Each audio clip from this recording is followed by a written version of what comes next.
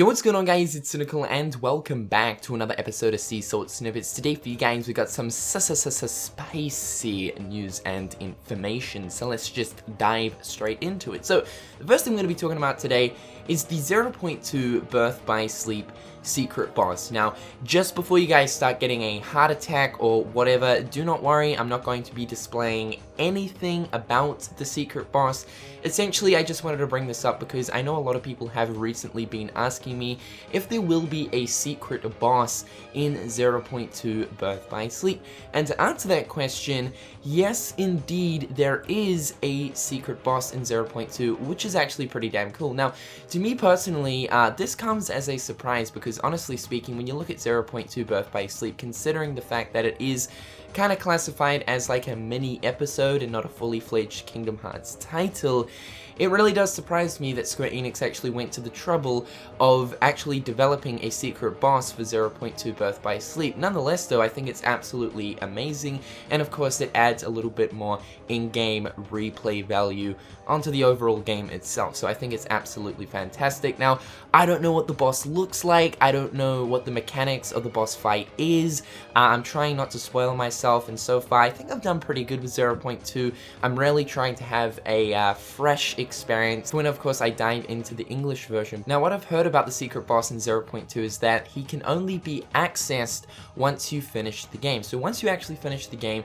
you then go back through the dark world and you essentially open up these 12 new treasure chests. So when you finish the game, there'll be some new treasure chests that will spawn in the dark world. Now, you open them and they'll have all sorts of different zodiac symbols or signs inside of these treasure chests. Once you open up all 12 of the treasure chests that contain the zodiac symbols, you'll then gain access to this mirror, which will then take you into the sequence for the secret boss. Now, apparently from what I've heard, he is actually extremely hard and even more so difficult on critical difficulty. I've heard a lot of sort of feedback from the critical difficulty mode for 0.2, and apparently it's extremely challenging. So I think that's absolutely fantastic. Honestly speaking, I think with all of the new AI and new technology that of course Square Enix are using to create the next gen for, you know, Kingdom Hearts, it's really making improvements to the overall mechanics of the game. I know a lot of people want those harder and tougher challenges, and it seems to be like we're getting those tougher challenges, so I think that's absolutely fantastic. I'm really looking forward to actually jumping in and experiencing the secret boss for myself. It should be interesting, lots of rage moments are probably going to come out of it, so hey, that's always fantastic. Next up, we actually have a bit of information towards sales for Kingdom Hearts 2.8 for the first week of release over in Japan. So we actually have some very interesting digits and statistics right here comparing the sales of 2.8 to the sales of 1.5 and 2.5 in their first week of release in Japan as well. So Kingdom Hearts 2.8 sold 137,797 physical copies in the first week of release in Japan, which I personally think is a very, very impressive number, especially breaking that 100,000 mark. I think that's absolutely fantastic. But keep in mind, this is only for Japan and in the first week, so that's a pretty damn big number, and it really puts it into perspective. You know, Kingdom Hearts really is quite a big franchise. It does have a very big following behind it, especially when of course it comes to Japan. Now, if we look at Kingdom Hearts 1.5, that sold 128,414 physical copies in its first week of launch in Japan. So quite close to that of 2.8, but I think this sort of digit makes sense because it was kind of like, you know, the very first of the HD remixes, and I gather a lot of fans kind of wanted to experience Kingdom Hearts once again in HD. And then when we look at Kingdom Hearts 2.5, it actually sold 84,935 copies in its first week. So really not as good as 1.5 and most certainly not as good as 2.8 for sure. But I think the total amount of sales right here that we have for 2.8 in its first week of release for Japan is a very, very impressive number. Not only that, but it has actually topped the best-selling game for the Japanese PlayStation Store as well. So 137,797 physical copies. Keep that in mind. So that does not even include digital downloads. So I think 2.8, I think it's off to a really good start. Of course, we're only a few days away from the worldwide release of 2.8, and I'm really interested to see, you know, what sort of a number 2.8 will reach by the end of this month, including the sales from Japan and the rest of the world.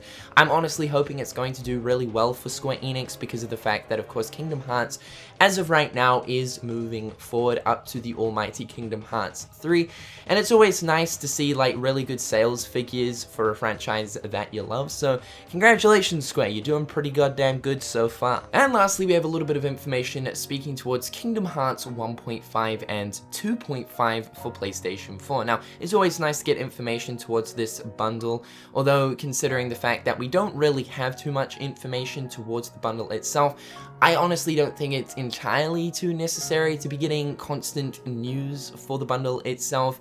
Just looking towards the fact that, of course, 1.5 and 2.5 are games that we already have on the PlayStation 3. Nonetheless, though, this new information comes from Famitsu, thanks to them interviewing Nomura very recently. So Famitsu asked, "We are also looking forward to the March release of Kingdom Hearts 1.5 and 2.5 for PlayStation 4. Will there be any changes from the PlayStation 3 versions?" Nomura said, "On the PlayStation 4, the playable section will be 60 frames per second. As you can see in the version of Kingdom Hearts Dream Drop Distance included in 2.8, moving is glassy smooth in 60 frames per second, which changes the sensation considerably." They went on to ask, what about trophies? Nomura said there will be changes. "We are currently tweaking the hurdles to be a little lower. That's not to say that the games will be exactly the same aside from trophies, we're making fine changes." So right there, straight off the bat, we know that the difference between the PlayStation 4 version of 1.5 and 2.5 to that of the PlayStation 3 versions, there are indeed going to be a few differences. Now, the one that we already knew of as soon as this sort of bundle got revealed was the whole 60 frames per second thing, and I think that's probably going to be the major difference comparing the PlayStation 4 version to the PlayStation 3 version. We're getting that 60 frames, that's fantastic. Shinji Hashimoto recently confirmed that there will be a few different graphical changes, not to the extent of making it look like, say, Kingdom Hearts 0.2 Birth by Sleep or Kingdom Hearts 3, that would be amazing, but it's probably going to look like a little bit more like crystal clear to a certain degree. They might actually end up updating a few textures and whatnot, so that's also really cool. And Nomura confirmed right here that there are going to be differences when it comes to trophies, so it makes me think that this bundle is most likely going to have a different trophy set to the trophy set that we find on the PlayStation 3 versions of 1.5 and 2.5. And he said how we are currently tweaking the hurdles to be a little lower, so perhaps maybe they're trying to make the trophies a little bit easier to obtain, trying to like maybe take out some of the harder trophies, put in a bunch of like new trophies. I think that's really exciting, especially when it comes to like trophy hunting. I'm only just recently getting into trophy hunting, so this is a pretty cool thing for me. I think it's going to be like a breath of fresh air to get a few new trophies in on that 1.5 and 2.5 for PlayStation 4. But he said here as well, that's not to say the games will be exactly the same aside from trophies. So like, there's even more changes apparently, and he said we're making fine changes. So I would say these changes are probably to do with more so the performance side of the games rather than adding bonus content.